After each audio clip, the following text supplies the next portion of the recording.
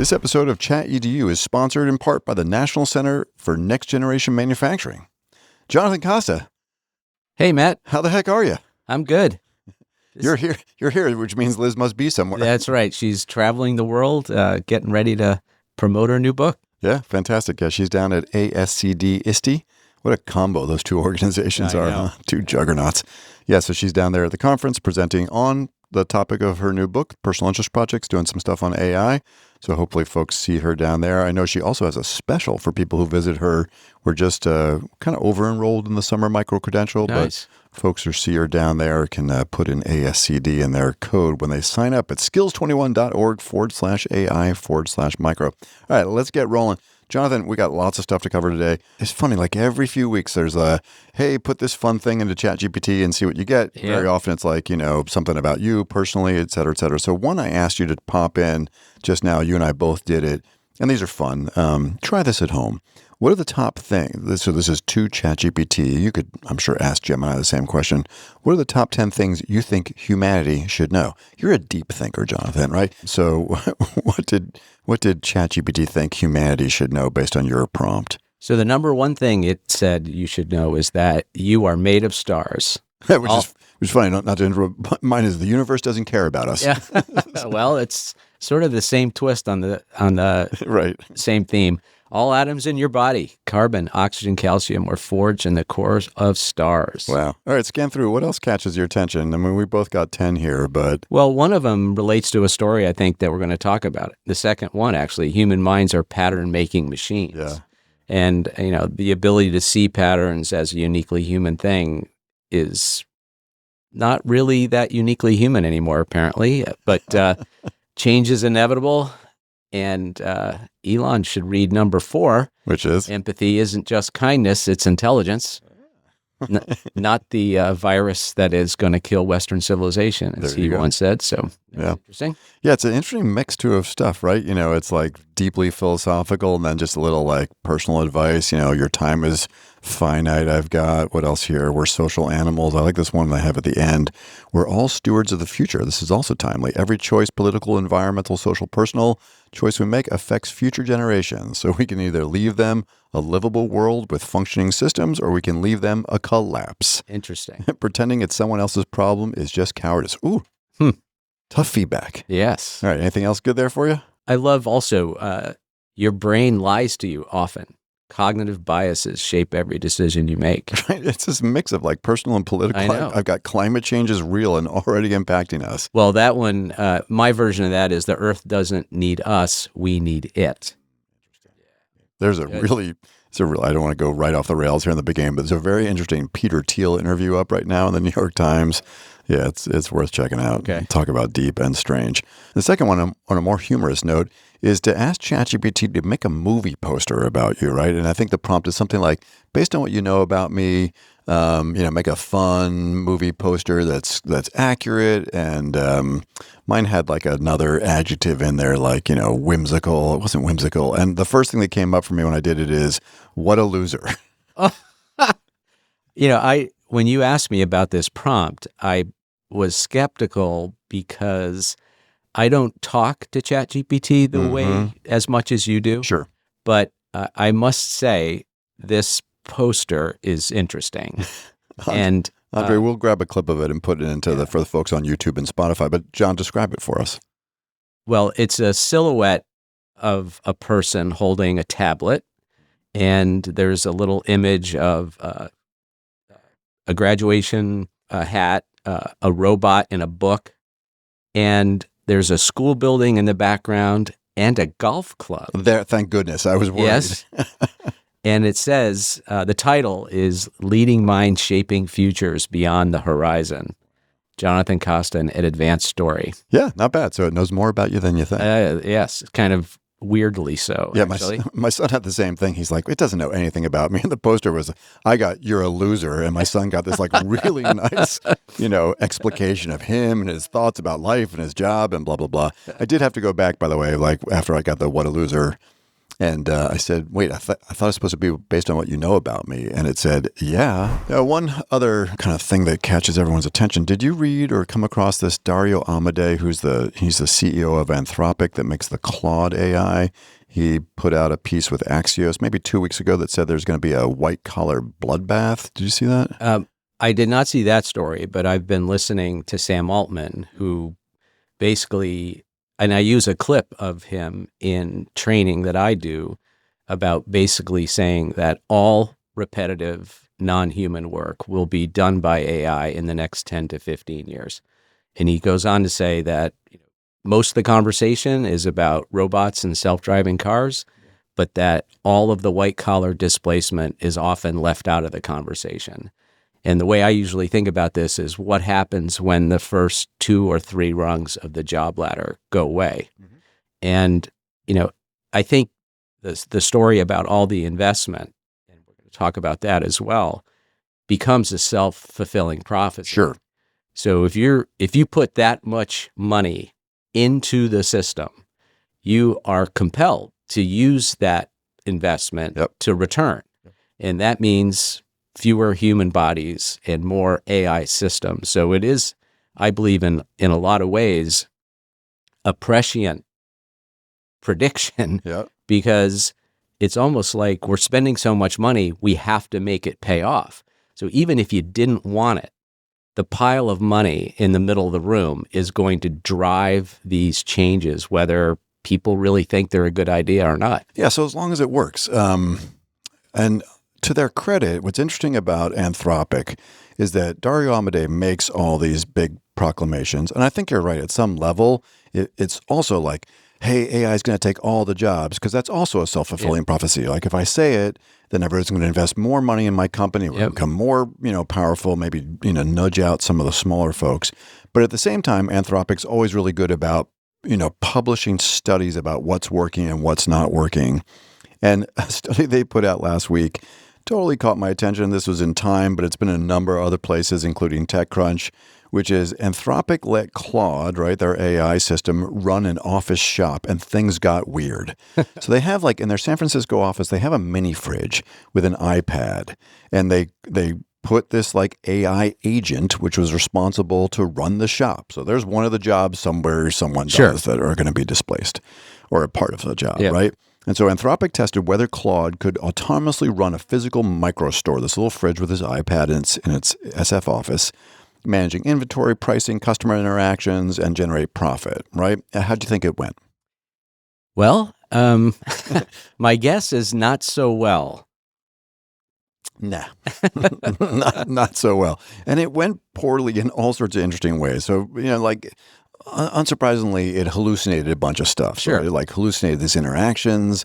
It got agitated. At one point, it was convinced that it was a human, and so it was going to go deliver stuff to people's cubicles. Okay. Right? And when the AI system had to be instructed that it wasn't, in fact, a human, it had this existential crisis. Sure. So go back to our 10 questions at the beginning. It really struggled.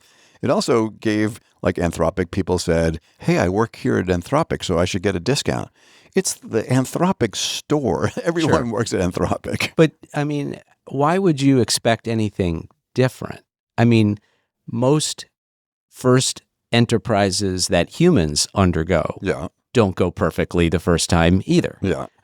People make mistakes. It's a human enterprise. Businesses fail. Yeah. It's not like we're infallible thinkers either. So why would you expect that an artificial intelligence system would get everything right from the beginning? Yeah, this is true. Although in my youngest years, you were my boss in an earlier chapter of my career. And so I was highly fallible, untrained. You sent me out into all sorts of egregious situations to be a professional learning specialist, but no one poured $320 billion into me. No, that's true. But, and in some ways, the size of the investment creates parameters around the interest in refining and improving. Sure. So I think that's an interesting balance. We'll have to see how it plays out over time. Yeah. One of my favorite parts of this particular story is that the employees also enjoyed hacking the system, right? So it wanted to know if they sold tungsten cubes, right? And the thing's like, sure. And so it autonomously went and ordered all these cubes. Oh, nice. That nobody needed. Yeah. So yeah, it was losing $200 a month,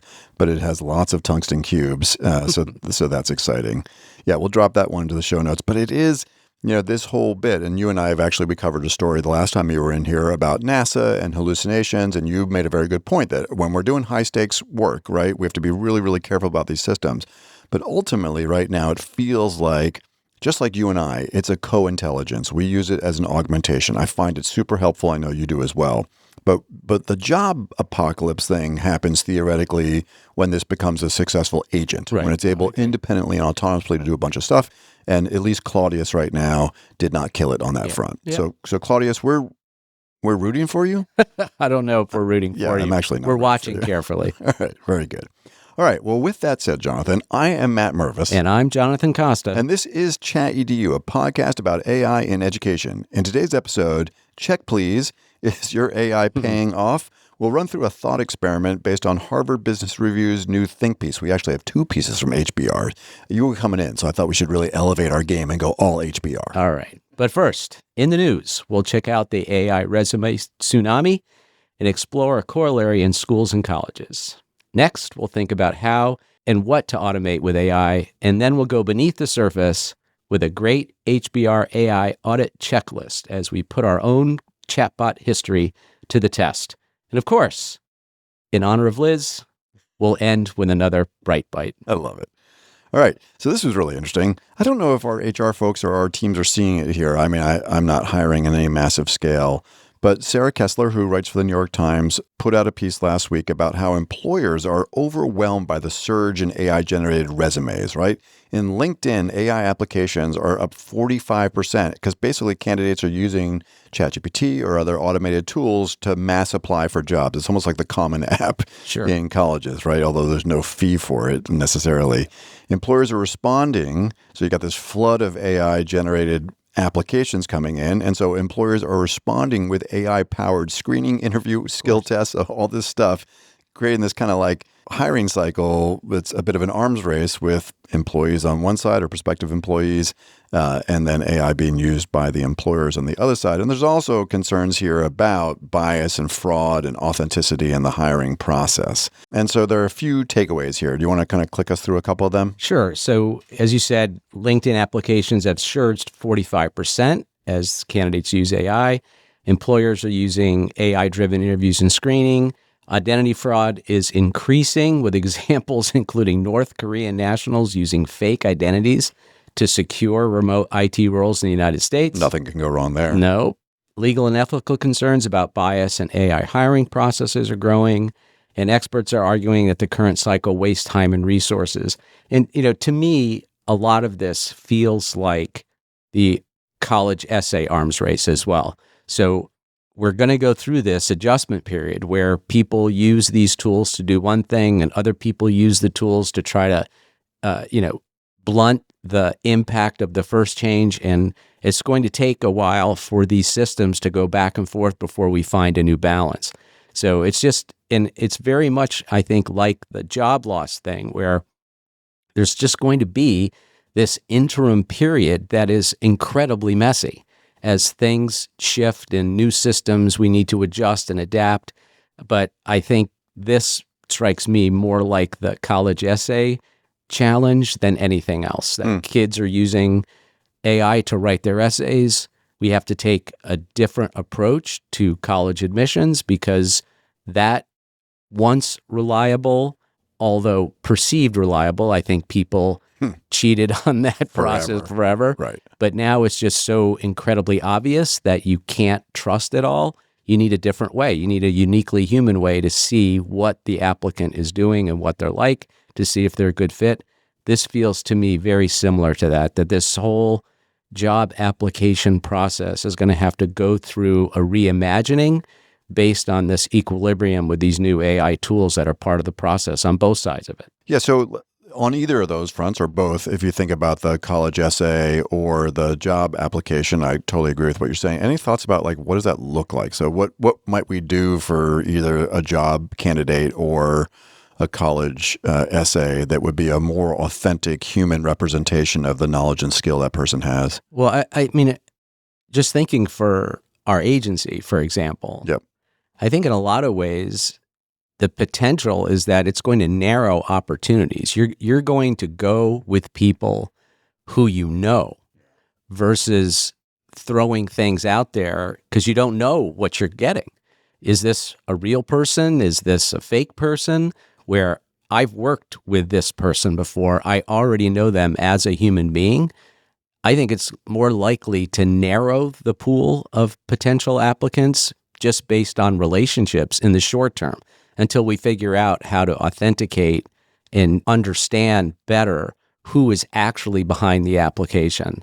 Because as a human being, relationships matter. And if I have a relationship with someone who I believe can do the job, and I don't have to take the risk of hiring someone who may be using tools that misrepresent their own skill set, who knows? I think it's got some downside challenges for sure. So the lesson learned for the candidates out there is to work on your networking, find out from LinkedIn where there's a connection that you have to someone inside that organization. So if you're not known, get known. Absolutely. And, education has always been a relationship business. And I think we're going to lean heavier on relationships we have rather than trying to risk building new ones in an uncertain environment. Yeah.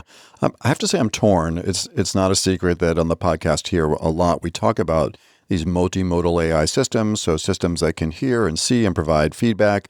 On the last episode on 64, we were covering the MIT brain rot story, and I think we posed this kind of corollary where what would it look like if you were trying to measure the EEGs of brains where kids were doing something really interesting with ChatGPT? Like, for instance, using AI voice and vision together, like advanced voice mode with vision, where a kid could practice providing a presentation, and that system can give feedback, based on what they hear and what they see. Their content understanding is quite rich, right? And so in HR and screening, and probably in college essays as well, there's something really interesting about the ability of an AI system. Like, we don't operate in this world where we're just like flooded with applications, right? But if you're in a corporate setting and maybe you're just getting buried, the idea of an AI system to be able to do a live interview with a candidate or get feedback or kind of measure different things about them. Again, I'm worried about fraud and bias, but there's something, I don't know, I shared it. There was a very early version of that, and I shared it with our HR folks, and they're like, I don't know about that, right? Because it feels very inauthentic, but in a way, it is a richer representation. If I'm doing a live interview with an AI system that can hear me and see me and look at my voice interactions and all that kind of stuff and my content understanding and have good measurements about it, it feels like a pretty rich assessment. Yeah, no, I don't disagree with that. And I really like the analogy of an arms race because that's what it's going to be. At what point will applicants have their AI avatar be the one participating in the interview? So I'm going to answer in a way that is thoughtful and reflective because I can generate that from crawling from all the data that's available to me and not what's just in my own head. I mean, it's just going to go back and forth, and it will be a push and pull as these systems try to recalibrate with these new tools. Oh, I hadn't thought about that. Right. So I've just made this big pitch for like a great multimodal like assessment that's rich and blah, blah, blah. But maybe I just built an avatar to do it. And we'll just have, job interviews between avatars. Yeah. An avatar applicant and an avatar interviewer.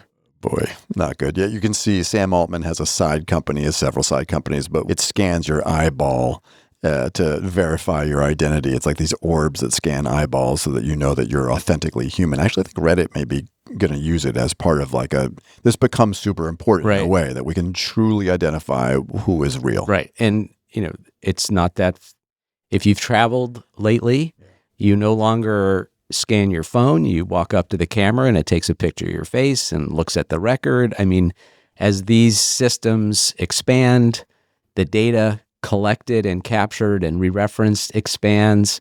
So eyeballs are not far away. It's funny because this feels slightly sci-fi, and you're right, it's more present. But if we come down to K-12, this is actually happening quite a bit, and it's showing up in interesting ways. So it's not just the college essay, right? Students are writing all the time, And then teachers are sometimes using AI systems to assess and provide feedback on those. And there's been a lot of friction, both in higher ed and K-12 around that, right? I work in a few different school districts where certainly every school district has all this anxiety about the students using AI to do their writing. But there's an increasing amount of feedback from parents and kids about teachers using AI systems to do the grading, right? Sure. So with the same snake eating its tail assessment system. And parents go, hey, we pay taxes for that teacher. Kids say, I really want my teacher's feedback. Now, it's different if it's a formative bot, like I'm using Magic School or School AI in the classroom. I write, I get feedback. I mean, I don't think anyone has a problem with that because that's not the final assessment. But yeah, I've been in a few districts where parents are quite up in arms, and now schools are having to start to build policies around that. Sure. Have you come across that at all or any thoughts about it? Well, I mean, I think this sort of begins to lead into your second story for today. And there's sort of a rich treasure trove of philosophical back and forth about assessment in education. What are you measuring? How are you measuring it? And what are you getting feedback on? So if you're telling me that you're going to use AI to correct my multiple choice quiz, Sure. We've done that without calling it AI forever. Yep. Scantrons were in existence even when we started teaching. So Stone long Ages. time ago. So in some ways, we've had mechanical assessments for a long time. I think when it gets sketchy is when you start using a mechanical assessor to try to give feedback on something that we purport to be uniquely human. And that's where the rub is. So where is the value in measuring what thing? That is a perfect segue. Nicely done.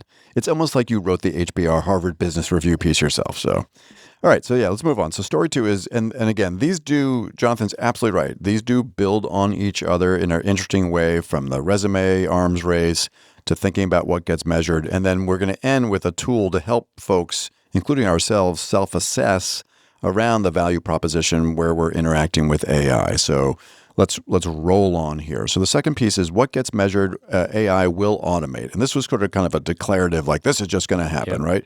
And we're going to think a little bit critically about that. This is Harvard Business Review, June 19th. We'll put this into the show notes. So the piece argues that any task that can be measured will eventually be automated by AI, extending from creative work to even therapy and legal analysis. To your point, right? Scantron was a deterministic technology. If it's an A, it's an A. It matches with a bubble. Boom, you're good. But this is not. This is a probabilistic technology measuring softer, squishier. That's a very technical pedagogical term. Squishier things. Yes. All right, carry on. For many years in front of audiences, and this is really, I'm going to give you sort of a 10,000 foot back into this. So one of the great residual impacts of No Child Left Behind was a focus on data. And, we're going to measure every kid's performance and we're going to track every student with data and we will leave no child behind. The question was, or has always been, increasingly the easiest things to measure, and I think also analogously the easiest things to automate, are typically things that are increasingly available to everybody immediately who has access to information, either on their phone or on the computer. So is it more important to have perfectly reliable data on increasingly meaningless tasks? Or is it better to have generally helpful feedback on things that really matter? Problem solving, critical thinking, empathy, communication, these things that are uniquely human. And I really see this story as an overlay on that. So obviously, things that are really black and white will be automated almost instantly. And things that are more uniquely human are going to sort of morph into this, well, it'll help a little. Is it better to get feedback on something that matters or have it be measured specifically, perfectly accurately? And I think the introduction of AI is going to make all of this really messy because bias plays in, perception plays in. I don't know where it is going to end, but it is going to be a really interesting journey. And what is the purpose of school in the first place? If it's to measure repeatable things easily, then there it is. But I don't think that should be, especially in an era of AI. This gets down to the point about what does it mean to be educated? What are we looking to try to train, engage kids to do? And what role will these systems play in helping us redefine that? Because I see this as the bleeding edge of what are we doing and why are we doing it? Because eventually these systems are going to make the existing model seem anachronistic, and we're going to have to rebuild it given the current state of technology and the future implications of it. Yeah, I think that's why I pick these pieces when you come in, right? Because at some level, these are all really just about leadership. And this could be classroom leadership. It could be building leadership. It could be leadership of a nonprofit regional service center like our own. But you really have to think about what are those items? Like it has to get granular. What are the tasks? What's the domain? How important is it to a kid being successful as they transition out into kind of what's next in the world? And then where do we need the human deeply in the loop in the assessment process, right? I mean, HBR goes on to make the point that this will expand in ways that we haven't thought about because of things like sensors, the ability, and those could be like, we haven't played with this yet, but the idea that you've got something on the camera, they could look at a kid, they can have a sense of their engagement. I mean, there's a lot of different, we're working with a system where teachers can voluntarily put a camera in the back of the classroom and have it run through some AI feedback of the video to give them feedback on. So, it's going to expand, AI is going to, and technology are going to expand the domains. And so we do have to think about what are those pieces. So about 10 years ago, I was observing a physical education class where the goal of the class was increased heart rate, right? We want to give kids an opportunity to raise their heart rate for cardiovascular health. And this teacher had won a grant to get heart rate monitors for all their students. And during the activity, the heart rate of each student was on a screen. Like a leaderboard? Yeah, absolutely. So you could see what percentage of kids were in their target heart rate zone given this activity in a gym class. So what happens when you can measure EEG levels of all students? And wouldn't that be a great evaluation tool? So I'm going to evaluate a teacher's performance based on the brain activity of their students in the 90 minutes that they're with you. I mean, think about what you could measure and how you can measure it if the purpose of education is to engage students in critical thinking, charge their brains, engagement, EEG activity. We can measure it.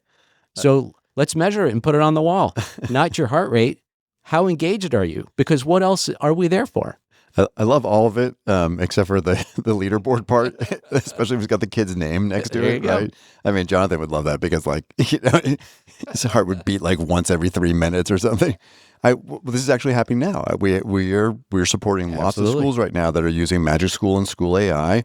We have a coach that runs out and kind of works with them, and so he came back and told me a story about a school, I won't say where the Magic School and School AI both have some pretty nice analytics, and they're getting better all the time. So I've got a room of kids, and room is like a roster, right? Yep. And I've got a prompt, which is a writing feedback coach. Like they got this writing task, and they have to get feedback, and it's showing levels of engagement. It's not EEG level, but it's pretty high, right? And this particular teacher, the kids were pretty into it, so the teacher threw it up as a leaderboard on the wall where the kids could see their names, and they're having like an engagement. This little kid comes to the teacher's like, am I highly engaged? Am I highly engaged? So, well, what's measured gets done, right? Yeah, no doubt. All right. So coming back to automation and coming back to, I love that the theme, I should have just called this episode title, It's Messy. So coming back to automation and messiness, one of the things that the HBR story, Harvard Business Review story is about is, to Jonathan's point, like, what can easily be automated or measured will be automated. So let's Let's go through a few of these things. I'd just love to get your feedback on. So we've talked already a little bit about grading and quizzes. Yep. What do you think about attendance tracking? And here, this is another good example of the sensors. Facial recognition would make attendance tracking an easy, effortless system for a teacher. What do you think? Privacy concerns. Yeah. I mean, so many of the things on this list are, yeah, you could, but why would you? What is the challenge? So sure, attendance tracking. We have a program here at EdAdvance that we helped to organize and run statewide called LEAP, which is a learner engagement and attendance program. And the very foundation of the whole program is it's not truancy, it's about relationships. Mm-hmm. So we go into people's homes and talk to them about what their goals are for their students, what barriers are there to attending school, with the only purpose of just getting them to come back. Yep. Because if you go in as a truant, your child is not in school, you're in trouble, your child's in trouble. Yep. You just create this vicious cycle of lack of trust and fear. So yes, you can automate attendance tracking, but does that create an environment where kids are like, Big Brother's watching me, Sure. Why do I go? So what are the benefits and time saved, but what are the downstream losses in terms of lack of trust, the feeling like you're always being watched? I mean, I don't think people want to learn an environment where they feel like everything they do is going to be inspected and graded. So yeah, you could. Do you want to? Well, some of it will be cultural, right? I mean, certainly, I don't know if this is happening today in China, but there's a general understanding in China that this type of video surveillance is everywhere, right? And they've had positive outcomes around that. Crime is less prevalent because everybody knows it. Everybody's being watched all the time. All the time. Yeah. We won't go through all these. I'm going to tick off a few of them. And I think, to Jonathan's point, these are great, rich targets for personal conversation on AI planning teams, in leadership retreats, but things like, behavior monitoring and intervention, content generation and lesson plans, which is going on right now all the time, that can be automated with human in the loop. Personalized practice drills really is like the Conmigos, and I think we're seeing that in AI systems. Language translation, scheduling. Now, scheduling is really tricky. We've worked with a lot of people. We have a really neat guy on our team named Justin Pascoe who's been doing a lot of work trying to help as the reasoners get smarter, the reasoning models. We're trying to do some work with school districts around that. This is interesting. Transcript and credential verification. So automating credit GPA requirement for checks and admissions. Now, if it works as effectively as Claudius, the online store from Anthropic, I'm deeply worried about that. That's right. But if not, right? Yeah, I mean, it could be helpful. I think the one thing on that list that jumps off the page at me, as the most immediately important, is the language translation, because resources for second language learners are notoriously limited, and the ability to understand what is being said in a variety of different languages that you don't have access to. I mean, I don't know how anyone argues with that, but some of the others, as we said, are going to run right on that bleeding line of, that feels weird to me because I'd rather have a human do that for me and interact with me on it.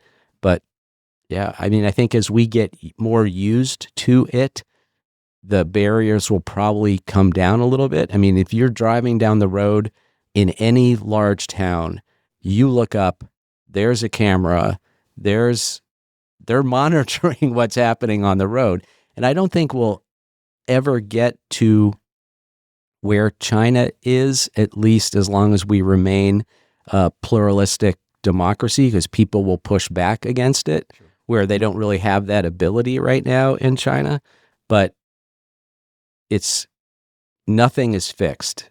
Everything changes, and who knows where it will go. Yeah. Do you know the remarkably bright, multilingual, lots of letters next to her name person that sits in the chair over there normally? Yeah. Go ask her how many times in the last 2 weeks she has been busted by one of those cameras. No kidding. Yeah, because I guess she's got to go on a detour now around 202. Yes, and there's a speed camera in that town. Dr. Rade, we're thinking about you. I am not giving you a raise to pay for your speeding tickets, Elizabeth. You're on your own there. I love it. Another one that's not just attendance, but parent communication and progress updates. So AI drafting and sending grade alerts, behavioral reports, and personalized messages home. We've been working a little bit with this company called IDEA. They're really neat. They are working in a couple different domains of AI. They actually started in mathematics and have been doing some really cool work there. But they have been doing work. They were doing work in Alaska, and the reality around attendance in Alaska and some other places is very different, right? For all sorts of reasons, having to do with geography and climate. And so they've been piloting, really deploying a system where, so IDEA launched this kind of AI attendance agent, right? That uses personalized multilingual text, to your point, to identify when students miss school, ideally trying to reduce chronic absenteeism, save time, et cetera, et cetera. But like all AI systems, it's very friendly and accessible and real-time and responsive. Yep. And so it might just say, hey, Jaden was out 3 times this morning. Will Jaden be attending school today? And the parent can respond and say, hey, sorry, had a doctor's appointment. And the bot responds and says, in a second, right? There's no lag. Says, Right. Oh, no worries. Thanks for letting us know. If you have a doctor's note, just send it along. They attach the doctor's note. Again, in any language, this could have happened. And it sees it and it goes, great, fantastic. Thanks for your help, right? And so early data on their end is that these conversational chatbots checking in around attendance have had a lot of success, right? So, we'll see where it goes, but I thought it was such an interesting deployment of AI. Sure. Where I'm not quite in that ick zone, right? That was Right. technically the ick zone. Is there a case where parent responds, actually, I thought he was in school? Yes, 100%. How does the bot respond in that context? It kicks automatically to the human There to you go. figure out what's going on. That's smart. That's smart. Yeah, really, really like it. I think it's going to be a very interesting deployment, and so we'll keep chatting with them about that. All right, good. Yeah, so I think it is a worthy conversation to have with your colleagues on leadership teams, among teachers, just to think about, because we don't want to be in a situation where these things just happen to us, right? The market just dictates, or cultural norms just dictate. I think schools, you're absolutely right. These things will happen. The lack of friction and the value proposition to whomever, but it's not always the person that really needs to be in charge of the situation, right? Like attendance tracking with facial recognition would derive lots of value to a teacher or a system to save time and reduce friction, but it may not, provide value to the student or to the parent. So I think we're thinking about all these different use cases. Hi, I'm Cam Audia, the executive producer of ChatEDU. As we look to the next academic year, many schools are exploring how to implement AI literacy efforts for students. Building on the success of our AI teacher micro-credential, EdAdvance, and ChatEDU are launching a middle and high school student AI literacy program.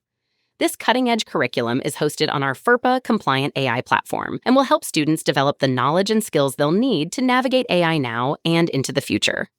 To learn more, email Matt and Liz at chatedu@edadvance.org.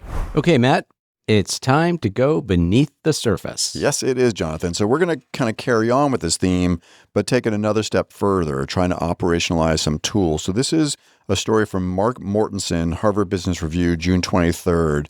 So generative AI undeniably boosts productivity, but leaders often overlook the hidden costs like lost learning, reduced skill development, lower engagement. And so this article argues that while AI can do this stuff, right, it could also erode human creativity. And they have a really nice framework just to think about that stuff. So look at a bunch of things that you're using AI for, and then make some determinations about, is it adding value?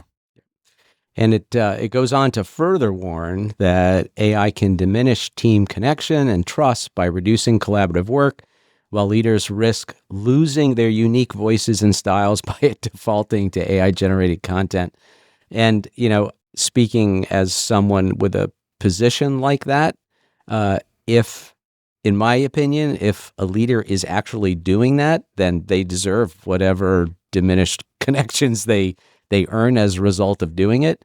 But, to address the trade-offs, Mortensen proposes sort of an AI value audit to weigh short-term efficiency gains against long-term impacts on development and connection. And leaders are urged to be intentional about what to automate using an iterative review process to balance productivity with preserving deep human-centered value, which I could not agree more with. And I knew that, right? So I thought to myself, did you set this up? Yeah, 100%. I was like, if there's anybody who loves a good audit, it's Jonathan Costa. yeah. At our AI planning team meeting a couple of weeks ago, Jonathan brought in these beepers from 1992, 3, Yes. I don't know. The random time sample beeper. Right. He's like, I got these beepers, and they were in good shape, and Jonathan knew where they were. I mean, my God, if I kept anything from 1992, that would be remarkable. But it's interesting that you bring that up, because the insight that they provide has value. 100%. And that's why I kept them, because it's just a fascinating way to think about how you use your time. And if time is limited, which it is, then if you're using it to good effect, you are better off than if you don't. And I think all of the things on this list speak to that same value. Yeah. Just bring it up to a modern, and that's That's right. Liz was sitting at that table, and she goes, "There's an app for that." Yes, that's right. She found 3, I think. Yep.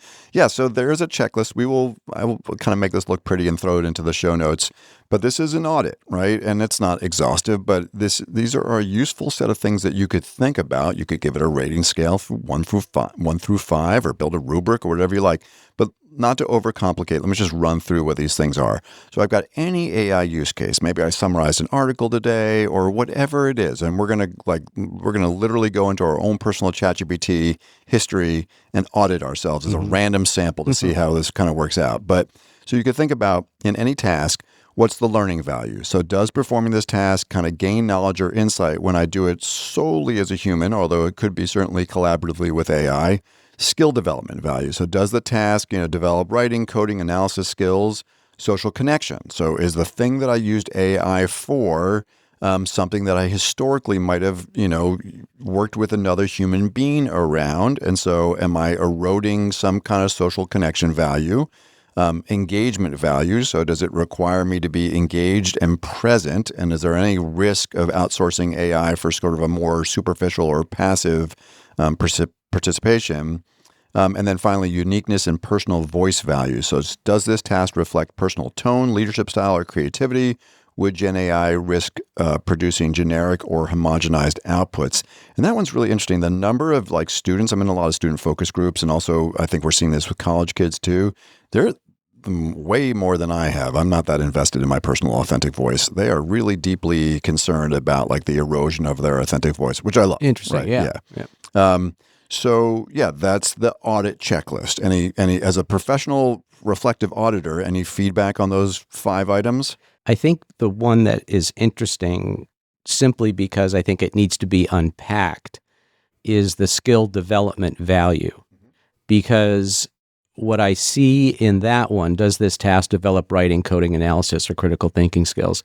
The things listed in that list, to me, have different value among them. Sure. So I think we need to talk more about what skills we value before we talk about how we measure the skill development value of an AI system. Because I believe that some of the skills listed here are more important than others. Yep. So as long as we are engaged thoughtfully in how we determine what has value, then this checklist makes a lot of sense. Yeah, for sure. And I think that any organization, right, could take these and further define based on their organization's values. Right, exactly. All right. So like the randomized time sample, where you have no idea where that beeper is going to go off, and then you have to write down what you're doing and determine whether it's a value-added task or not. The only way I can simulate that in our AI world is your ChatGPT chat history, right? So, and the challenge to you is not to discern or to discriminate. So I'm going to ask you to open up your ChatGPT, to open up that left panel. Which does the model matter? Nope. And actually, all it really matters is your history. So on the left-hand side, if that panel is expanded, it is. You're going to see a whole string of stuff that you've been talking to ChatGPT. Yep. So my challenge to you is not to look and discern. Just randomly pick one. Garmin Fenix 8 Error. Okay. Tell us about that task. So I bought a new watch. Yep. And every time I sync it, it has an error message around its ability to load a specific map. Because the Garmin watch has various maps preloaded for both golf courses and cycling. Okay. And so I didn't know which map the error was related to, and I didn't know why the error was happening. Okay. So I asked Chat to help me solve the Phoenix 8 map loading error. Interesting. Did you just tell it what the error was, or did you like upload a picture of the error? So I took a screenshot Yep. of the watch face Perfect. with the error message on it. Perfect. Yep. All right. Before we go into that one, just randomly pick another one if you don't mind.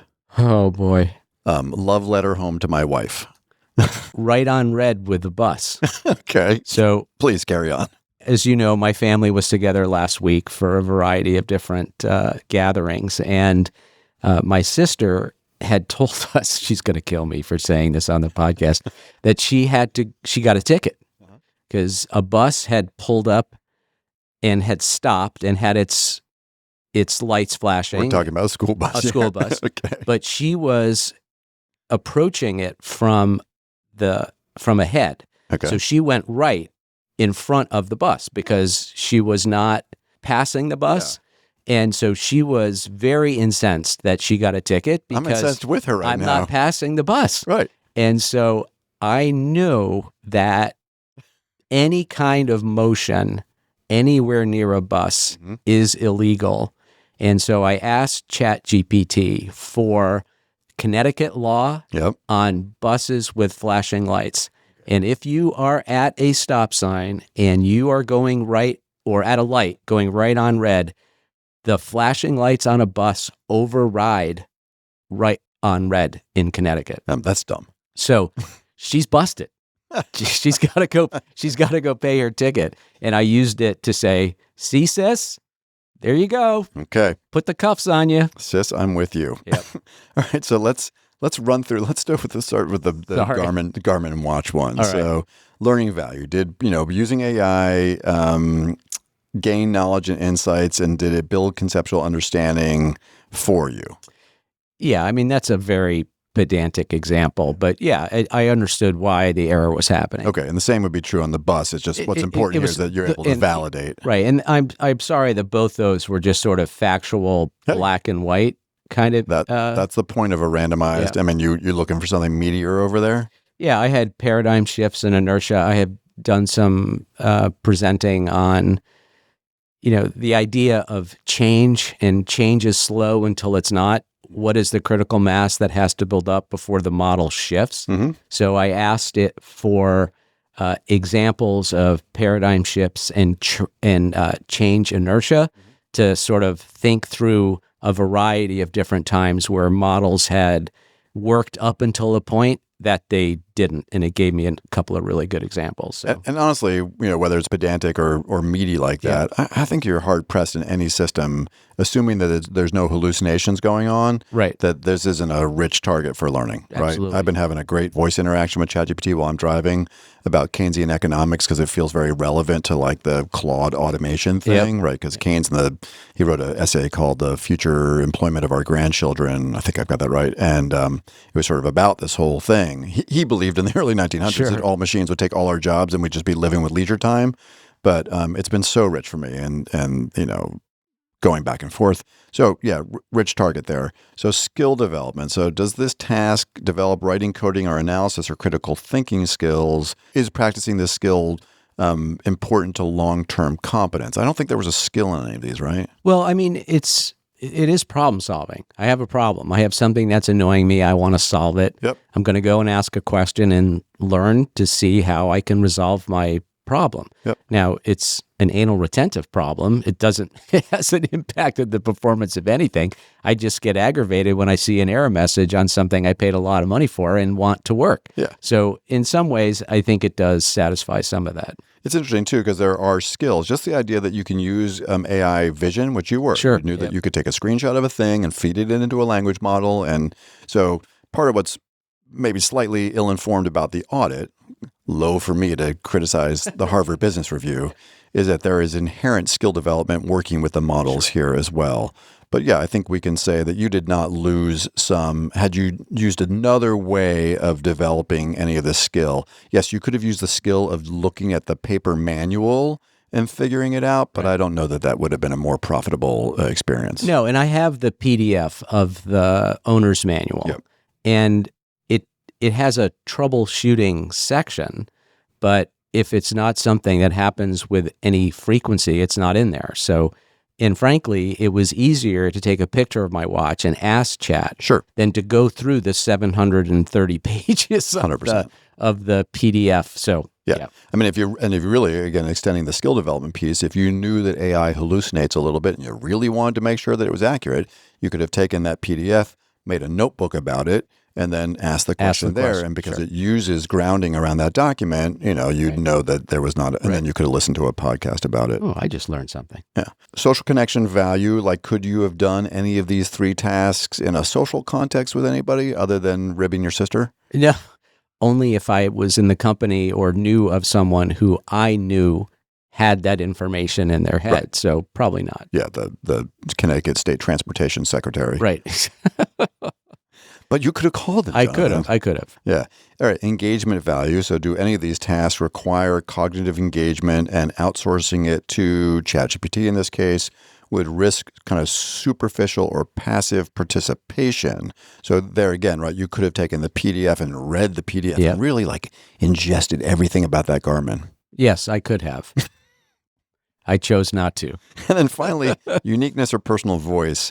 So maybe the third example that you described, is there anything about that task? You framed that as a research task. Right. I don't know if that turned into like a presentation task or a sharing knowledge task. Well, in some ways, research in that case was a misnomer, because what I was looking for was confirmation data. Yep. More so than, I wonder, is it possible that change happens slowly and then fast? I mean, that was a point I was trying to make. So I was looking for examples of it. So I will readily admit that this was not an open-ended research question. I was looking for specific data and examples to help me make my point. Yeah. Let's say it was a pure research task, and it was a research and production task. Like you wanted this thing to do this little bit of research, and then you're going to take give me the 5 most important findings. And then you went to Gamma and you pasted those into Gamma, and it made an 8-slide presentation for you. Like there, when we think about uniqueness and personal voice, because that's a totally reasonable, Sure. Many people would take those 2 steps together. In fact, in Gamma, you could just say, give it the prompt, and it will just do the whole thing for you. Is there a risk there, kind of losing unique voice? I think it all depends on how the user uses it. So in my case, I had a very specific ask to do a session on change leadership. Yep. And the whole purpose of the session was to think about strategies to help leaders manage change leadership. Yep. So I was looking to create a narrative that fed into first the need to be able to do it. Yep. And then content to help build skills so they could do it. So I had in my mind a very clear purpose and pathway. Yep. And I was using Chat to get data to help me make that case and illustrate it as we went through the training. So it was not an open-ended query like, does change management matter? It was, I need to do this. I have a job. I have a goal.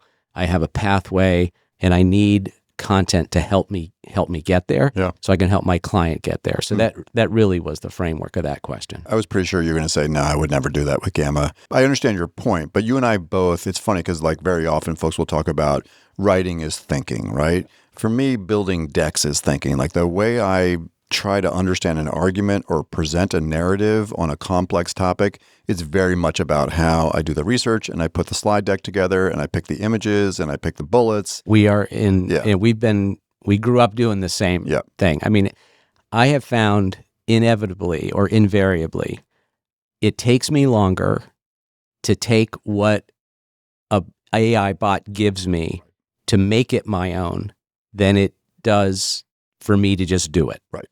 And, it's been 30 years. I have content from 30 years.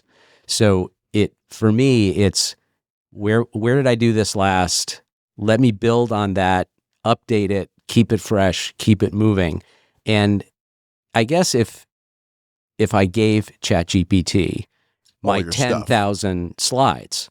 It would maybe cut down on the time, but that whole purpose of constructing it intentionally, thinking through what the goal is, thinking through what exercises I want to engage people in, that is me preparing to go to that session knowing what I'm doing, because I needed to do it to be able to be in front of that group and respond thoughtfully, because everything they're seeing came from me in some way. So it's a very important part of learning for me, and I wouldn't give it up. Right. And so that's, I think, the critical piece here is that you and I, to some degree, have internalized the audit. Yep. Right. So, here the Harvard Business Review is just providing another lens, I think a useful lens, for school leaders, for teachers, for school board members, as we think about all the many tasks, especially as that list of tasks grow.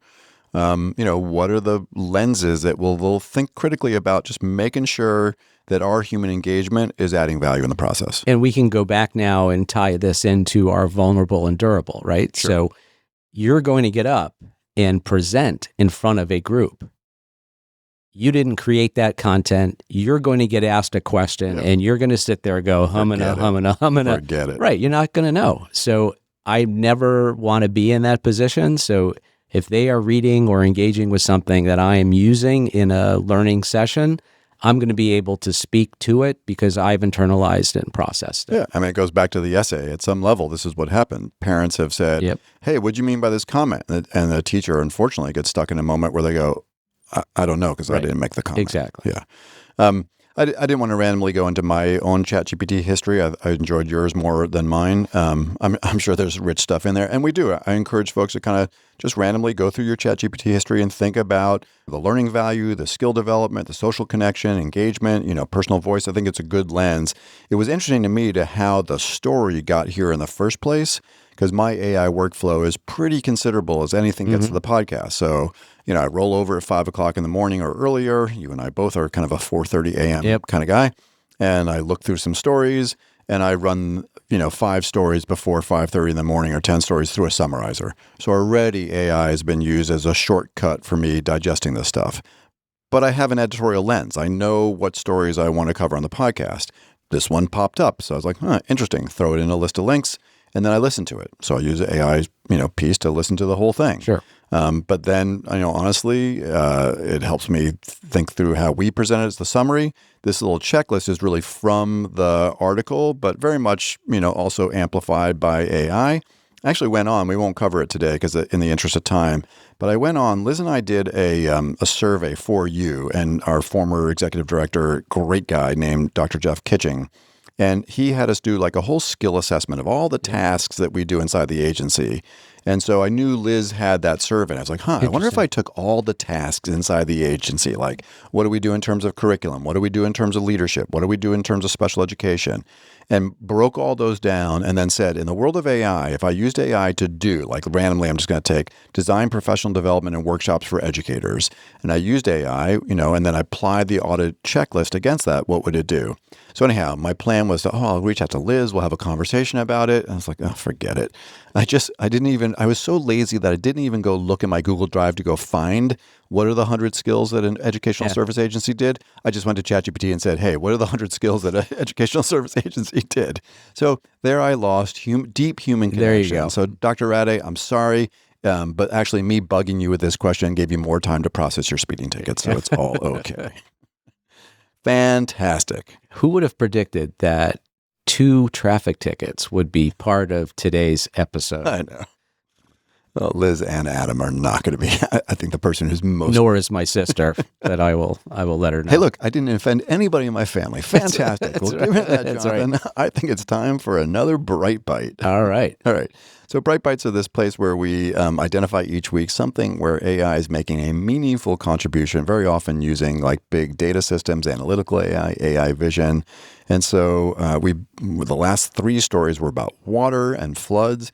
And so now we are turning to Wired Magazine with India using AI and satellites to map urban heat vulnerability down to the building level. It feels relevant, especially as you feel the temperature warming here in our studio, right? We could have an AI sensor here. India is using AI and satellite data to map heat vulnerability building by building, which is fascinating, in cities like Delhi, aiming to identify which neighborhoods and structures are most at risk during heat waves. It's really amazing. The project, led by India's National Institute of Urban Affairs and World Resources Institute, India, uses AI to analyze factors like roof material, tree cover, heat-trapping surfaces to guide targeted cooling interventions, like cool roofs or green spaces, amid worsening climate-driven heat events. This approach could model how AI helps cities globally adapt to extreme heat at the granular level. Pretty cool, right? It is very cool. Yeah, I love the kind of just that whole granularity because you feel it. Sometimes you'll be in like Chicago or New York or Mexico City, and one neighborhood, one block, it's almost like it does vary. So last week, I was in between a client in Hartford and a client in Rocky Hill, and my car thermometer read 104. The next day, I had a day off and was playing golf in Goshen, Connecticut, and the temperature was 54. I mean, that kind of swing, it was astonishing. I mean, it was, but the ability to use tools to help humans adapt and survive in a very changing world is going to be a bright byte, because if we don't change the trajectory, our only option is going to be to deal with the extremes. It's too bad perhaps we didn't have the AI models early enough to demonstrate to this level of specificity where we were headed before it was too late. Yeah, not to be cynical, but I don't know what it would have taken. Yeah, exactly. It would be cool if you could have this work from hole to hole on the golf course. Like, Jonathan, the 16th hole is looking a little warm. You may want to throw a couple extra ice cubes in that gin and tonic. Well, actually, the more important thing is the ball goes further when it's hotter. Oh, thank God. So you have to think about, and that is absolutely true. I mean, when it was 54, you don't care about any of this, but when it's 54, your club selection is definitely different than when it's 104, because that's the way it works. I don't know if it would count as a bright byte, but I hope for you that someone builds this satellite system. There you go. Yeah, fantastic. Jonathan, always great to have you here at the microphones. And Liz, we hope you have a safe trip back from the ISTE ASCD confab. Talk about hot. They are in San Antonio, Texas. Oh, yes. That you and I will be in Austin next month. That's right. I'm sure we will not be out in the midday sun in Austin. Yeah, it's a good reminder. It's a good reminder. Jonathan and I will be, for our brethren in the Educational Service Agency world, the AESA, which is a fantastic organization. Absolutely. Their summer leadership retreat is at ESC 13, which is a regional service center in Austin, Texas. And John and I will be doing a session about how educational service agencies can kind of meet the moment with respect to AI. Looking forward to it. Absolutely. As I always look forward to being with you on the pod. It's a wonderful thing. Thanks for doing it. Thank you, Jonathan. So I believe it is now time to roll the credits. As always, we'd love to hear what you think. So please let us know at ChatEDU@edadvance.org. That's EDADVANCE.org. And also rate, review, and subscribe to the podcast on whatever platform you are using. ChatEDU is brought to you by EdAdvance, the nonprofit regional education service center in Litchfield, Connecticut. This episode of ChatEDU is sponsored by the National Center for Next Generation Manufacturing. ChatEDU is recorded, edited, and produced by Andre Angelo and Justin Pasco, whose dedication and expertise bring our discussions to life. ChatEDU's executive producer is the multi-talented rock star Cameron Audia. Additionally, we are grateful for the support of our colleague Gary Robinson, and we appreciate his time and talents.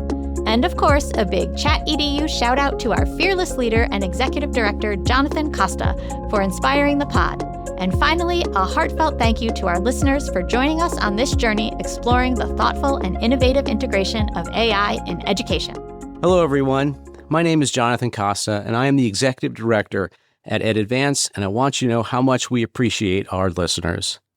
If you enjoyed the podcast, feel free to explore EdAdvance's other AI services, which include customized professional learning of all kinds, conferences, and our micro-credential co-sponsored by the Southern Connecticut State University Office of Workforce and Lifelong Learning.